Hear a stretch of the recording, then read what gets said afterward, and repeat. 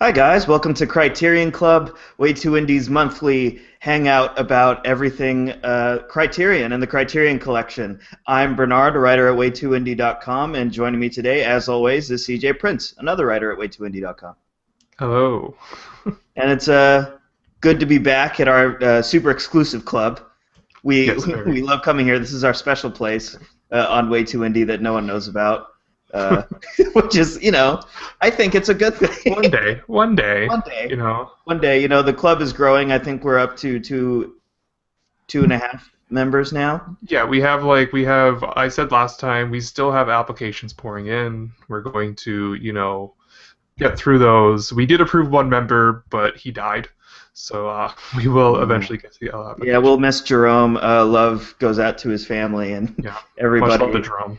Yeah, everyone else in Timbuktu. So, so so to start things off, we're gonna run through the titles that the Criterion Collection announced, I think, last week that are coming out in January. Right, CJ? Yes, January. So I have the list here. Um, First one up is The Sword of Doom, a movie by Kihachi Okamoto, I believe that's how it's Sweet. pronounced or not. Then The Bitter Tears of Petra von Kant by Rainer Werner Fassbender. Fassbinder. Fassbender, yeah, everyone should know who that is. And then My Winnipeg by Guy Madden, I Canadian. want to see that one so bad. I'm actually not a crazy fan of Guy Madden from what I've seen. I remember I tried to watch My Winnipeg years ago. It was like it's a Canadian movie, so naturally it's like promoted like crazy in Canada, Right. or more than it would in the States. I CJ's watched in it. Canada, by the way. For those of you Yeah, I'm I'm in in Canada. California. I'm in California. CJ's in Canada. Yeah, so we were just discussing the temperature differences and my envy, but but yeah, no. The My Winnipeg, I watched like maybe 20 minutes and I turned it off. I don't know if I'm just not a fan of Guy Madden's style or what, but I intend to give him like a proper chance. I love his short movie. I think it's called The Heart of the World.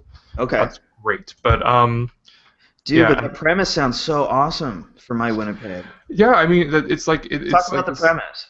Um, I'll go by the Criterion. It says on the Criterion, it's like a work of memory and imagination. Madden's film burrows into what the filmmaker calls the heart of the continent, conjuring a city as delightful as it is fearsome, populated by sleepwalkers and hockey aficionados. Basically, it's kind of like a personal essay film of sorts because It's he's from Winnipeg. autobiographical. Yeah, it's autobiographical, but it Cast actors indulges. as his family members, except his mom plays his mom. His mom's in the movie. Yeah, but it indulges in tons and tons of like crazy stuff because that's Guy Madden. He always likes to have this ridiculous stuff, and he's so inspired by like silent films and that era of cinema. I know he casted like a very old famous silent actress. I think it was her last role in the Oh movie. wow. But yeah, no, I need to give a Guy Madden a better chance. I just remember like the saddest song in the world I didn't really care for in this one, but yeah. However, the other two. Preston Sturges' The Palm Yes. Beach Story, which I Yes. have not seen. I'm super excited for that one. I haven't seen it, but I love Preston Sturges, Mhm. and I can't wait to eat up whatever of his comes out. Basically. Yeah. And finally, I'm not going to say the original title because I will brutalize it, but it's The Swamp by Lucretia Martel. And this is the only film of hers I have not seen yet. I have seen The Holy Girl and The Headless Woman. The Swamp? Yes, this is Lost. You're La making. Cienega. La Yes. Cienega. Yeah, you see, you know how to pronounce it better than me. But yeah, I saw the Headless Woman. And I really like the Hmm. Headless Woman. Did not care for the Holy Girl as much, but a lot What of year is people. that? That was the recent one, right? La Cienega? No, that's 2000. Yeah, it's 2001. Recent Yeah. for. Yeah, I thought you were talking about her filmography. That was her first film, but Oh, yeah.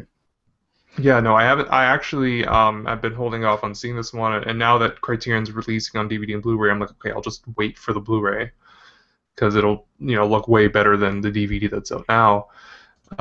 Lucretia Martel, I'm kind of happy in a way. She is. I'm not as crazy about her as other people, but she's a very, I think, undervalued director. She Hmm. makes some like even though I didn't care for the Holy Girl, she has a very cool distinct style. The Headless Woman's really good, and I tell everyone like, please go see it. I'm more excited about this announcement because I feel like the Headless Woman is going to come out on Criterion eventually. Right, right. Great. But yeah. I'm excited for that. Those are all the releases for January 2015. But actually, right now, if you want to watch a couple of them, The Sword of Doom and The Bitter Tears of Petra von Kant are available on Hulu Plus. Yeah. Which is, it's better than nothing.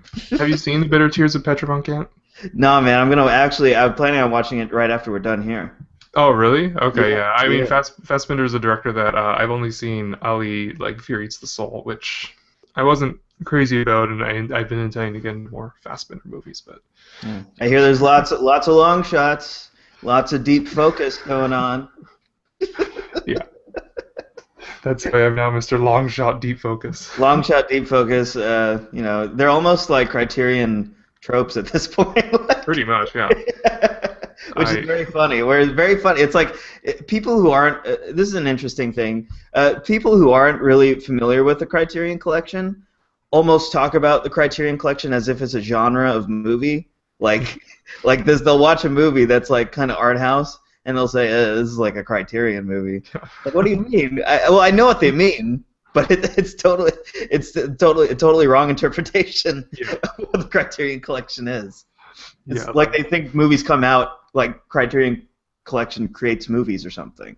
Yeah, I mean, it's I think it's just becoming a catch-all for like art house or something that's not going to please you sometimes or not unfold in the way you're expecting. I don't know, but yeah. I find it funny. All the weirdos, and of course here at way2indie.com, we kind of love that stuff. So moving on, those are the releases. I'm very excited for those. But what I'm more excited about is that CJ just watched. What is this? Your first Kurosawa or second? No, Kurosawa? second. Second Kurosawa movie. The first movie you watched was Stray Dog. Oh, Stray Dog. Wow, that's an interesting place to start. Well, actually, it was the thing. Someone I know, we had this thing where we each recommended movies to each other from directors we haven't seen, and he gave me Kurosawa. I was like, okay, I'll do Kurosawa because I really need to watch this movie. So he's like, watch Stray Dog. He's like, he didn't want to pick like the obvious, so he's like, do Stray Dog, and I like Stray Dog, so. Cool. Well, for your second Kurosawa movie, you went to the one of the big dogs. No pun intended.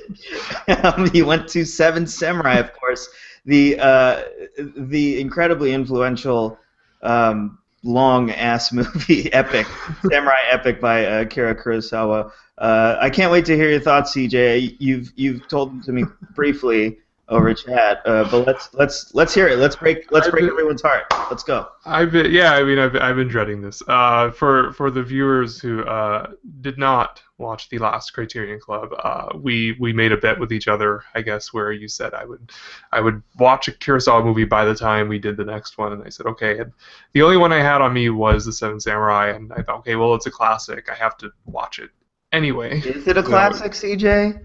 Is it a classic? To me, no. I was not a big fan of it.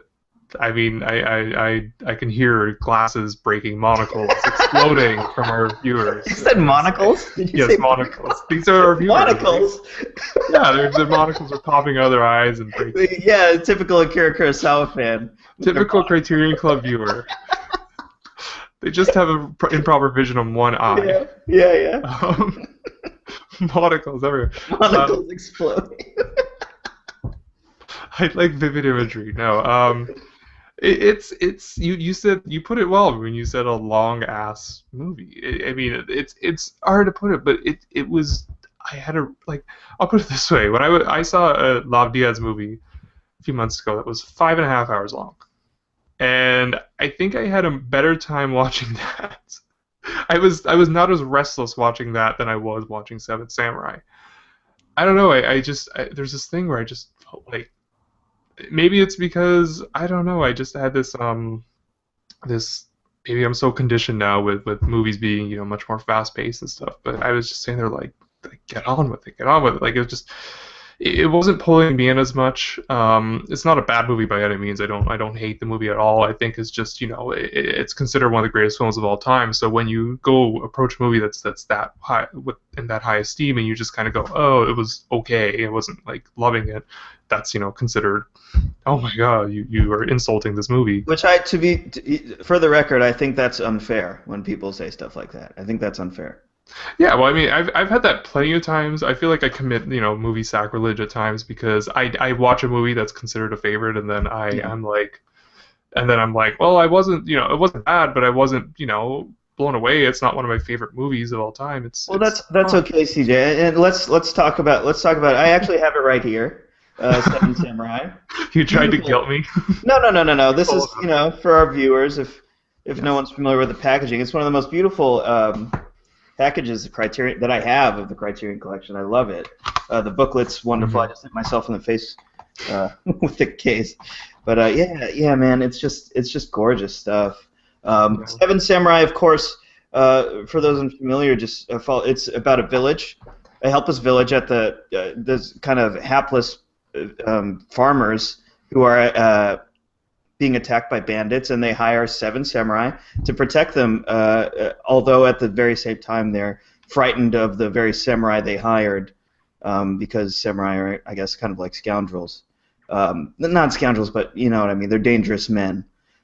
So there are a lot of roles and societal role dynamics going on here. I do love the movie. It's clear. It's one thing that's kind of undeniable about it is how influential it's been on cinema since the 50s when it came out. I mean, you can't even you could list off if you listed off every movie that it's influenced, it would be a zillion miles long. But yeah, I love what I love about it is that going into it, this is actually the first samurai movie I ever saw. Really? I wasn't familiar with samurai cinema or Japanese. Well, I guess, okay, so I had an impression of Japanese society in that I thought samurai were these kind of rigid, like, they'll just like die doing their job, kind of like brave people, Yeah. who just fall on their sword and doing what they had to do. And I think Seven Samurai captures that, but what's cool about it is it's also subversive in that it explores like the morality of that and the character of the type of man who has the courage to sacrifice their life for somebody else. And there's like one of the Seven Samurai ends up falling in love with a local girl, which is clearly like a word you just said, sacrilege. At the time when the movie takes place, but when the two are found out, and this is an insight from Roger Ebert, I think, when the two are found out, some of the villagers actually say, they're young people, just let them be in love, and this was at the time, I think, this was a really novel idea that these samurai are questioning their role as protectors, and the villagers are questioning their fear for these men. Are these men, good people or not? They're obviously murderers and really good at killing people, but how shall we treat them in the end? And I won't spoil anything, but in the end, the relationship between the samurai and the village doesn't end up at how you might expect. Yeah, I mean, I think a lot of good movies that deal with history deal with the transition in history when you're going from the old to the new, and that's what it does. And I do like, and I mean, yeah, there are aspects of like I like that stuff a lot because it is by putting, I think, at least the way I took it was the reason why they were a little not, they weren't so offended or like just let them do what they want to do is because it is in the context of we might all die. Right. There's a greater evil out there. Yeah, there's a greater evil, and they realize the kind of, I guess, how minuscule that aspect is, considering everything else going on or threatening them at the time. And yeah, I mean there are qualities like that. I actually I mean it is obviously influential. I could I could have other movies flashing in my head while I watched it. I watched Takashi Miike's 13 Assassins a couple years back. Oh wow. Wow. It is basically a very compressed version of Seven Samurai. With almost double the samurai, I guess. But it's, yeah, I mean, I love 13 Assassins. I wondered if my opinion would have changed had I have seen this before 13 Assassins. Interesting. Because Uh, that's what you'd want is a more compressed version of this. You thought it was yeah, too. I wondered if it was largely influenced by the fact that I did essentially see, a similar story, but just done in a more, let's say, economical way. And yeah, but who knows? I've I've talked to a couple people about this, some friends and stuff. They've seen Seven Samurai. They also were not big on it. They also kind of felt it was fine, but it just for them it went on too long and it kind of did this. But then other people have told me you're crazy. That movie flies by for me. So Yeah, it flies by for me. I think one of the things that I love about the way Kurosawa shoots action, which is just fascinating to me. Like, of course, there's that shot where like there's a hill and then a bunch of like men and horses kind of flood down the hill, which is so like it's been done a zillion times since. But the way Kurosawa does it is just pretty wondrous. And what's really great about him is that his camera is pretty humble. Like it's not doing the craziest shit ever, but he knows exactly how to frame the human body when it's in action or fighting or something. The shapes that the people make are beautiful. Like obviously, if you watch any samurai movie, the shapes they make with a sword in their body is just like gorgeous. And he knows exactly how to frame that stuff. It's so iconic. Like every time you see Toshiro Mifune fight or like walk around with that sword draped over his shoulder like that, which has never been done before, it's unforgettable. Like I when I think of I actually get chills when I think of Toshiro Mifune's character in Seven Samurai and the where he ends up at the end of the movie is kind of chilling to me. yeah, no, that's what I'm noticing too. I noticed it more as Stray Dogs, Stray Dog, the Stray Dogs, but no, Stray Dog, different Another good movie. movie. Another good movie.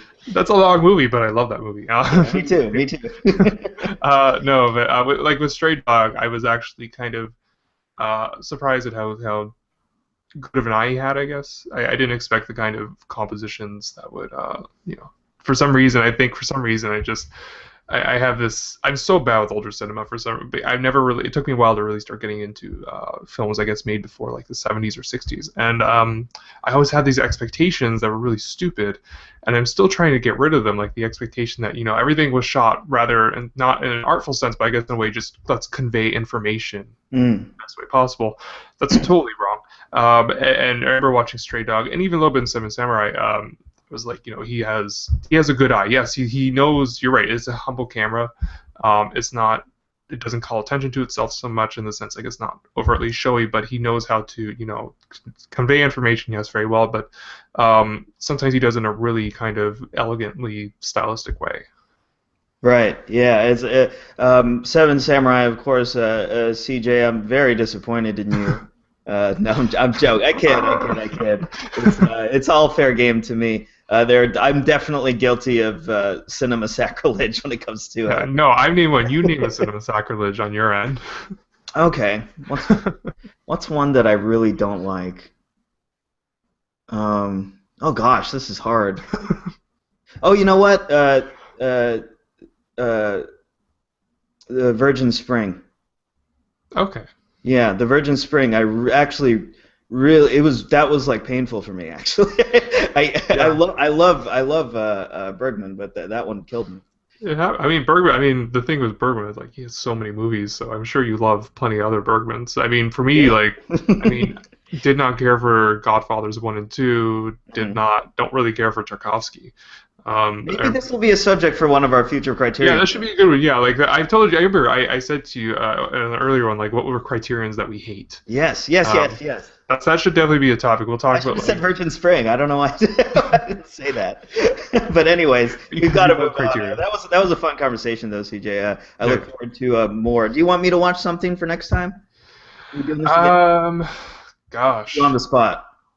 What's a director that's a blind spot for you that might be in the Criterion? God, like their whole filmography? Like just a director that you feel like you either haven't seen enough of or you haven't seen anything by. I think.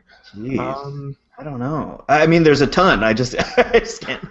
I can't think of them right now. Yeah, I know. It's on the spot, right? I'm just trying to think of Criterion's I own. God, I don't own a lot, but I own enough. I can only think of the recent ones like Hunger or Revanche or stuff like that, which are obviously great. Crap. You know what? Okay, so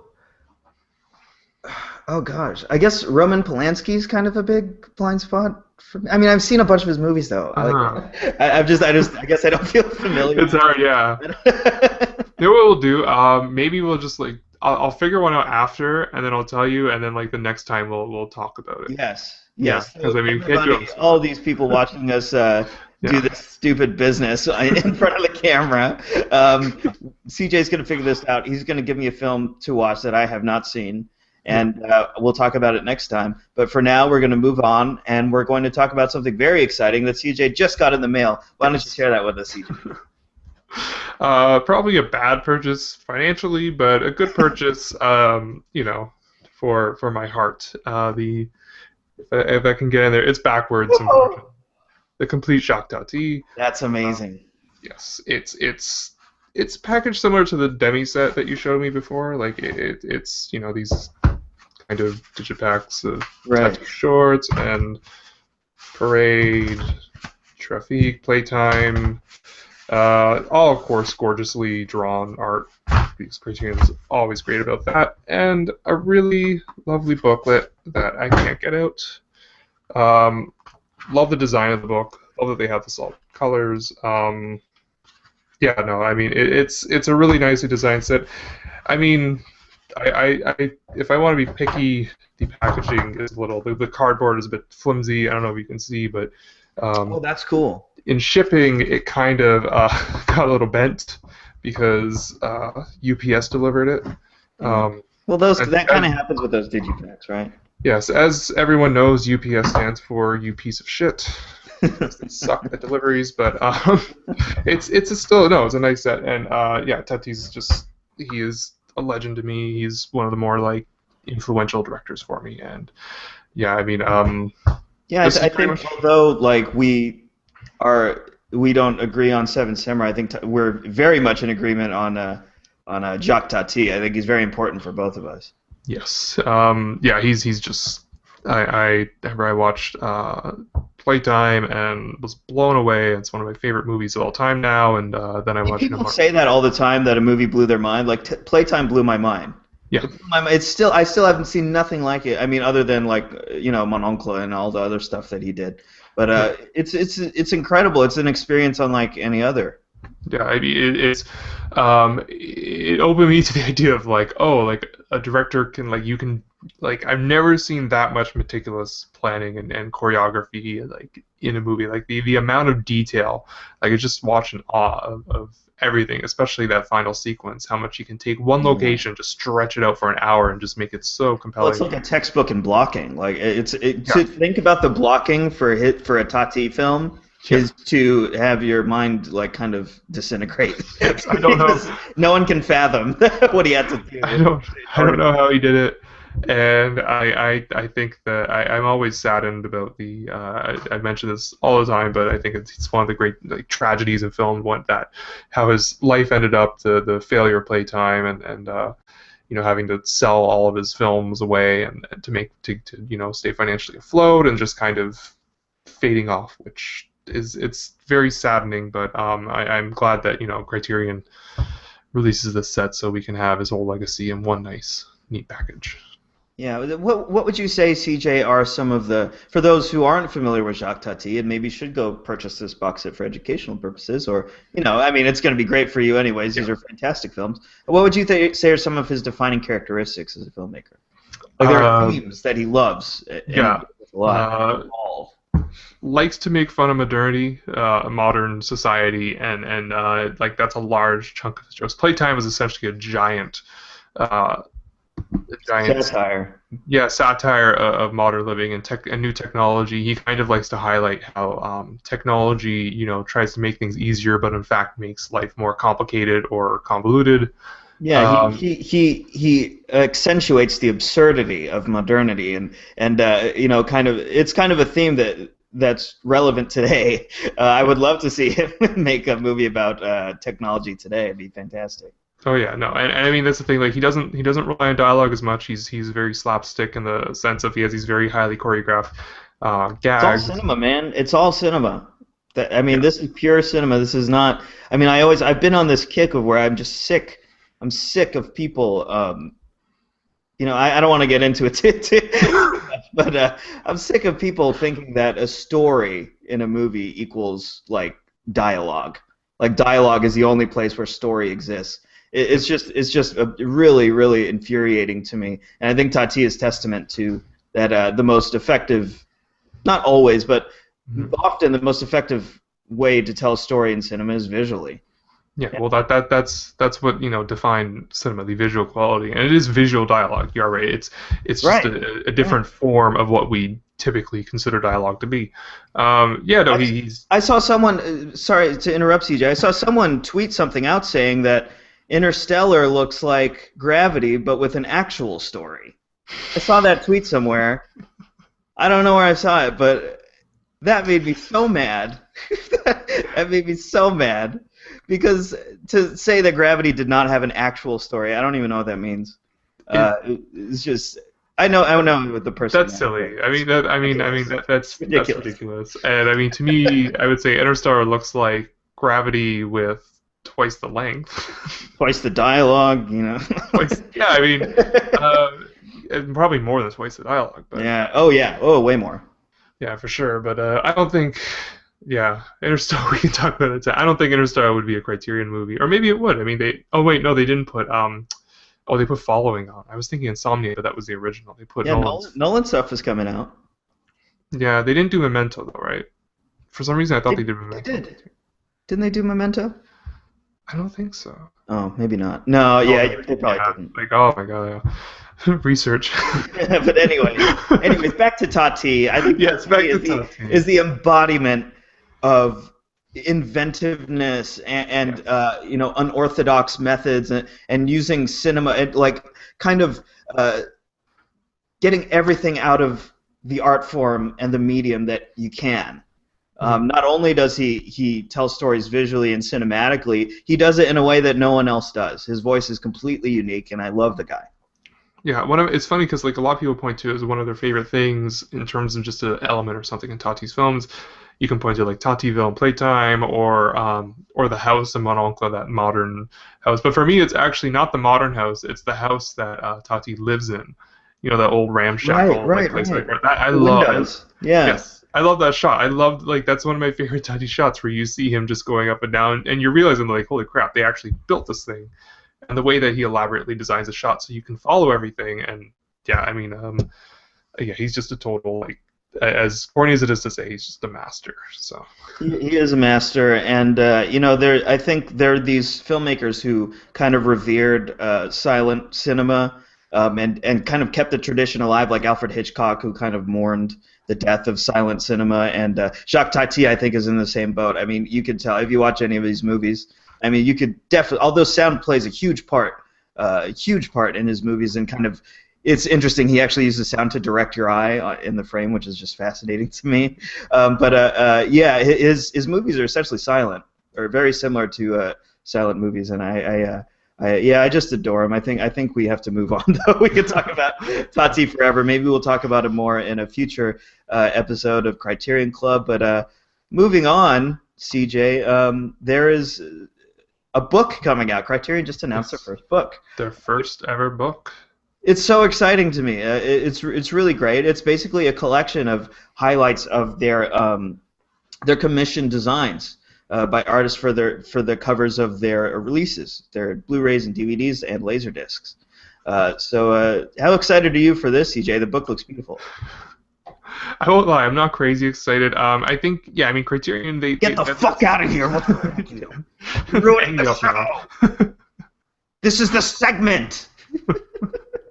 The criteria that's their defining thing, right? I mean, it's I think it's probably the thing. Their cover designs. That to me is what stood out to them. They always had these really nice covers, and the book is going to show like sketches, concepts for some of their covers. It's also going to have a gallery of every cover they ever did, all the way back to their Laserdisc Wow. days. Yes, Criterion did Laserdiscs.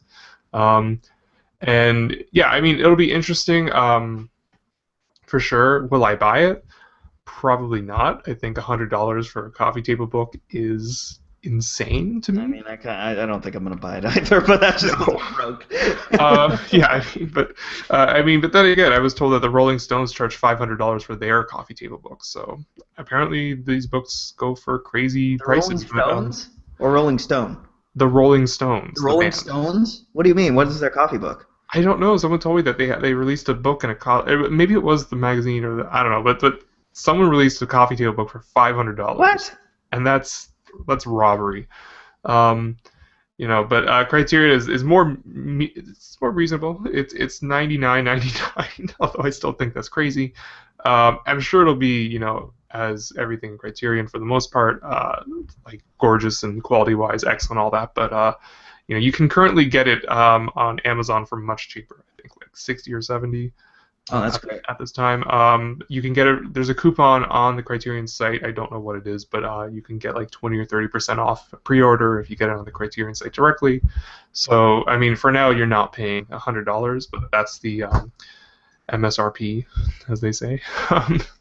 So, yeah, I mean, I maybe one day, but I don't think I'll get it. But I am happy that they're putting some sort of highlight out for their designs, because I think that is what really is the main thing that differentiates for people, or what immediately catches the eye, of course. Yeah, and it's a lot of, I think a lot of the value of their discs is in the packaging and those designs, and they're really special. A lot of them that are going to be in that book. The images they've released, Criterion has. If you go to their site or go to their Facebook page, they just look. They're very enticing, I'll just say that. But to finish the show out, we want to talk about some Criterion movies that we've seen recently. Besides Seven Samurai for CJ, of course. We've seen other stuff. So what have you seen recently, CJ? I know you wanted to talk about one of Cronenberg's greatest, I think. Yes. Once again, Canadian film, so it was always everywhere in Canada. Growing up, I watched Videodrome in bits and pieces. We have our own kind of HBO type channels that would play Videodrome on the old. We have like a classic film channel, and they would play that all the time. What's it called? Which one? I don't know, any of the weird channels you're Channels? talking about. Oh, well, originally it used to be called TMN, which was the movie network, and then they had Movie Picks, which was for the old ones. Don't tell me it's with an X. Don't tell me it's with an X. Oh, it's with an X. God damn it. They changed it around. I forget to what, but yeah, no. I mean, I watched bits on there. There used to be a horror channel. I don't know if it's still around, called Scream, the Scream channel that played horror movies. They played that all the time. So I'd always watch in bits and pieces, but I've never in my life actually sat down and watched Videodrome, front to end. I loved it. I I was at home watching it. Funnily enough, my mom watched it with me. Just great parent viewing. And she turned to me. I don't mean to offend people when I say this, but I'm directly quoting her. 20 minutes in, I think after James Woods had his first hallucination, she just turns to me and she goes, "This is retarded." That's what she said. Your mom said retarded. Oh my god. Oh yeah, no, she's for Canadians, she's from the East Coast. She's from Cape Breton. If you're Canadian, you probably know what that is. So she has no filter. What is that? What did you say? Where is she Cape from? Breton. It's a small island in the Breton. province of Nova Scotia. Yeah, no, people there they don't have filters. But no, I was like, I love this movie. It's so original. It's so crazy. I love the ideas they play with in that movie. The idea of the philosophical kind of approach to television and what impact it has. James Woods is great. It's just one of those. It's Cronenberg. It's just this crazy, ridiculous original idea that's done in this very cool way. And I'm kind of like, I think I told you that like the downside of when I watch a Criterion movie for the first time is like, I'm like, shit, now I have to own it. It's like, well, there goes money down the drain every time. That's like my hesitation of watching Criterions for the first time. But yeah, Videodrome's worth it, man. I own it myself, and the packaging is it's all the way across the room, so I'm not going to go get it. That'd be weird. But maybe I should have ran and gotten it while you were talking. But I'd be talking to no one. Yeah, but you'd be talking to our zillions of viewers, CJ. Yes, the viewers, the club applicants. I'd be talking. Guys, okay, just calm down, applicants. We're gonna get to all of you. You might not get in, but keep watching because we're awesome. We will not refund your monocle that broke from earlier. Yeah, all of you guys, all of you, all your, we're so sorry about. We apologize for all the monocles, but anyways, yeah, Videodrome is awesome, an awesome own.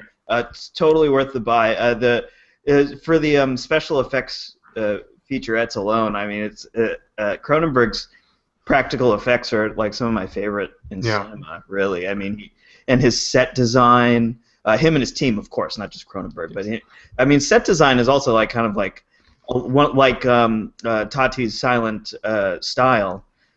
Set design is a lost art, I feel, in movies, and you know, like in the silent era, you could, even though the sets, of course, the sets looked very constructed and man-made or whatever, and you know what I mean, like kind of hokey. You could almost, because they were, you could see that, and you could see the seams. You were more appreciative of the craftsmanship that went into building them. I mean, the Cabinet of Dr. Caligari. I mean, it's incredible what they did with that film and painting shadows, which is something you'll never see again, probably. Like, but it has an incredible effect, and I think Cronenberg keeps that tradition alive with his set and costume design. I actually watched Caligari for the first time like a week ago. Oh wow! Yeah. Wow!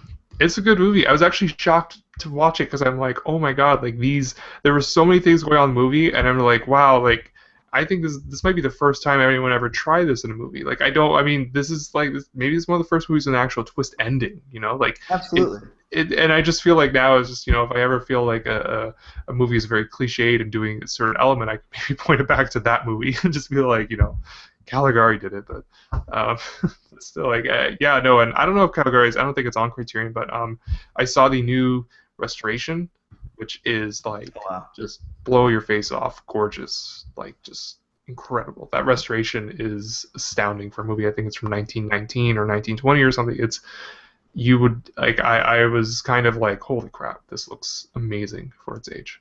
Yeah, it's one of the, I think, one of the greatest visual movies of all time, and I think that twist ending you're talking about, if I'm not mistaken, I'm pretty sure that the director Robert, I don't know how to say his last name, dude. Vina, Probably Vina. Yeah. Robert Vina. I don't think he wanted to do that ending. Really? Yeah, I think he wanted to just keep it kind of. It does feel strange. I mean, it does feel strange. Yeah. I mean, like actually, I was talking to someone who watched it, and he told me that he didn't even get it at first. Like he actually was like, oh, he's like, I had to explain it to him because he didn't get it. He was like, really? I was like, yeah. He's like, oh, okay. He's like, 'cause I didn't know what was going on at the end there. So I'm not surprised if it felt like it was tacked on, or you know. Yeah, I think he didn't want to do it, and he wanted to keep it a little darker. But it's very similar to Alfred Hitchcock's Psycho, where that scene where the detective is explaining the mental state of Norman Bates at the end of the movie, which is like the only thing. I know it's a very popular sentiment, but I think it's the only thing keeping that movie from being perfect. Is that scene at the end, which totally like it's like, you know, we're smarter than that, you know. Yeah. we get it, and it would have been more haunting if that scene had been cut out. But anyways, yeah, Cronenberg's great. I'll ask you, have you seen any Criterions for the first time in the last few weeks or no? You know what? I had seen Blowout a long time ago, like before I was even, like when I was a kid and I didn't know shit. So like I watched Blowout, which is the one I've watched recently. John Travolta, Nancy Allen, Brian De Palma, a student of Hitchcock's. Yeah, what a thrill, man! Have you seen Blowout? I saw it a while ago. Not actually, maybe like 2, 3 years ago. It's, you know, De Palma's a very hit or miss for me. I'm kind of hot and cold on him, and this one, I remember. I mean, I don't really remember it, so that kind of says what I thought of the movie. But there are other movies, you know, by De Palma that, you know, I want to rewatch Body Double, for instance. I think that's a great De Palma movie. You know, stuff like that. Yes, I mean, some people go farther than what you said about De Palma being a student of Hitchcock and say he just rips off Hitchcock. But you know what? That's interesting though, because I think that's okay with Hitchcock, because Hitchcock ripped off Hitchcock. Like Hitchcock is all about that. He's all about iterating. You know, doing the same scene over and over in different movies and making them better. Which I always talk about, which is because it's so fascinating to me, like the crop duster scene that is in 39 Steps, and then he just does it again, but better in North by Northwest, which is so great. It's like he's competitive with himself, which is really fascinating. And De Palma never surpasses Hitchcock, but it's fun to watch. And I think Blowout was it was great. I mean, it was a noir. It's a noir, and it was cool to watch it close to Halloween because I don't know if you remember, but the film opens with a fake Halloween like slasher style movie, or a movie within the movie that John Travolta, who plays a sound man, is doing sound for in the film. I really loved Blowout. It kind of threw me for a loop because I don't remember liking it this much the first time I saw it. Isn't John Lithgow in it as like one of the bad guys?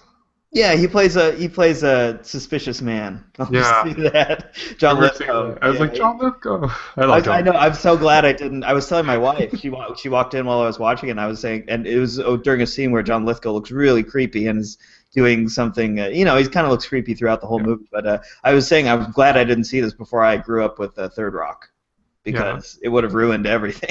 I should have seen it after because I saw Love is Strange recently, and that would have been quite the turn. What did you think of Love is Strange? I liked it. I think it's a really lovely drama. Yeah, it's so sad because I'm already thinking because like we're gonna do I want to do that feature of like underrated overlooked movies of the year, and I just feel like by design that movie's going to be so under the radar because it is such a quiet human movie, and it's quite good. Yeah, Love is Strange. Just to derail just one last time before we end this off, Love is Strange is. I really enjoyed that movie. I think it's a pure love story in that the Alfred Molina and John Lithgow play lovers in the movie, and the obstacles that they face aren't within the relationship.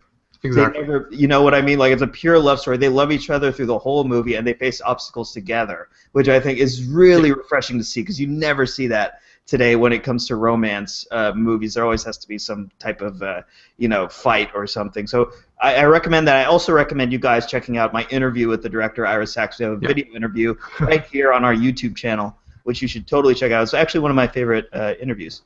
And to tie it back to Criterion, Ira Sachs took a very clear, obvious influence from Leo Bacari's Make Way for Tomorrow, which you should own that movie sight unseen because that is a total flipping masterpiece. Yeah. Yeah, that movie just destroys me anytime I watch it. It is so astounding.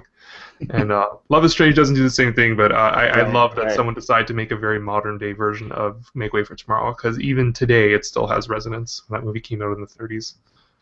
Yeah, I gotta check that one out. That's a blind spot for me. There you go. That's the one I'm gonna recommend for you. Make Way for Tomorrow. Look forward to my reaction. Yes. Guys, that in the next episode of Criterion Club. Thank you guys for joining us. This has been a fun one, CJ. I like this one. Yeah, you see, it's been a good time. We'll be back. We'll be back, I guess, when they announce the next titles in the mid-November. You know what? We'll be back. We'll be back whenever the hell we want to be back, because I think maybe we should do this more often than once a month, CJ. Perhaps.